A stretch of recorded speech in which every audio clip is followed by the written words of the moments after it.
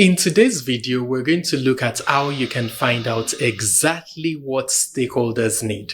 In other words, how do you elicit requirements? We're going to look very briefly at 5 techniques. Let's get right into it.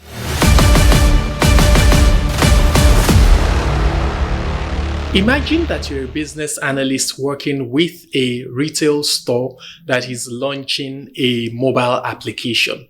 So you want to elicit requirements to be able to drive the launch or the creation of this mobile app. What would you do? Well, one of the first techniques you can make use of is the technique known as interviews, the interview technique. Imagine sitting down with the head of the customer service of the retail store and finding out what customer complaints have been like.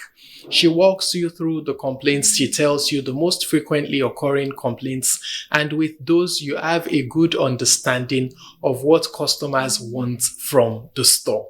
This is essentially the interview technique. Interviews can be very effective for digging deep into pain points, talking to subject matter experts, or talking to people who are affected by a situation. So people who are going to be maybe the end users or the ones who have to do one thing or the other with that situation. Interviews are also great when sensitive information is involved. The second technique we will talk about is called brainstorming. Brainstorming is especially useful when you want a lot of ideas very quickly. Imagine that you gather the head of marketing, the customer service head, and IT teams in one room. And then you ask them, what features do you think we need for the mobile app so that we can increase sales?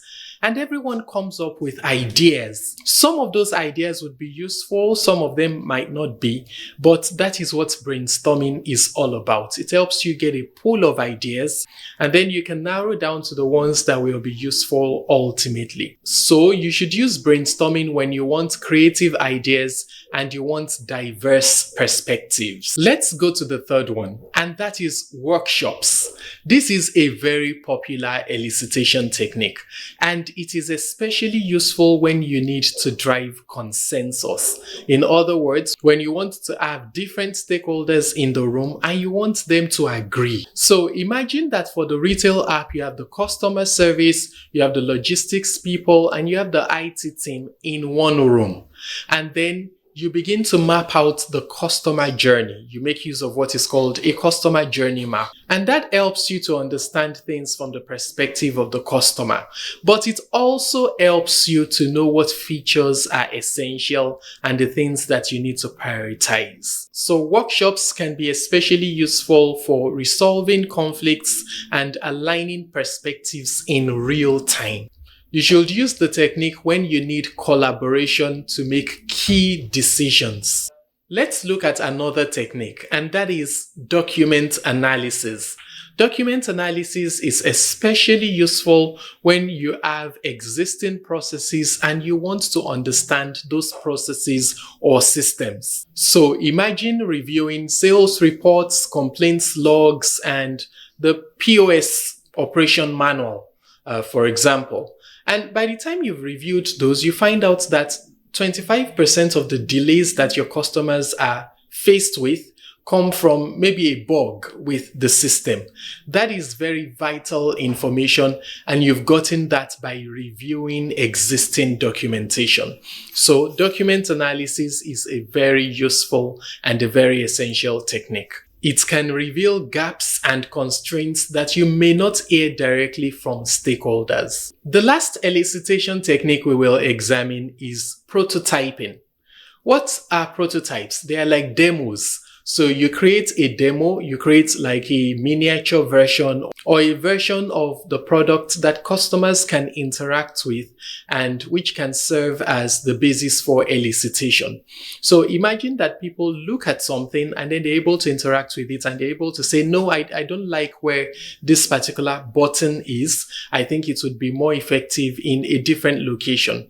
Or they say, this feature is unnecessary. Can we replace it with so and so? Or they say, I would have appreciated this better if we add so and so features. So you would see that being able to have something that people can actually see and they can use and interact with can serve as a very powerful basis for elicitation. Prototyping can serve as a basis for testing, and it is very powerful because it helps to give users a chance to interact, and it brings out those requirements that normally might have stayed hidden, but which would come out due to interaction with a version of the solution. So we've examined 5 key elicitation techniques. Obviously, those are not the only elicitation techniques out there. There are several of them. We've looked at interviews, we've looked at brainstorming, we've looked at workshops, we've considered document analysis, and we've also looked at prototyping. Each technique is useful depending on the situation. As a business analyst, your superpower is knowing when to use what and which ones to combine where necessary. So, which techniques have you used and when? Feel free to let me know in the comments. And don't forget that I'm Olumide Adeleye. I'm the business analysis coach. If you'd like to get more of my training, please head over to businessanalysiscoach.com and you will find my classes there. Also, if you've not subscribed to this channel, do so right away. What are you waiting for? Leave a like, leave a comment. Let me know that you're getting value from this. I hope to see you in my next video.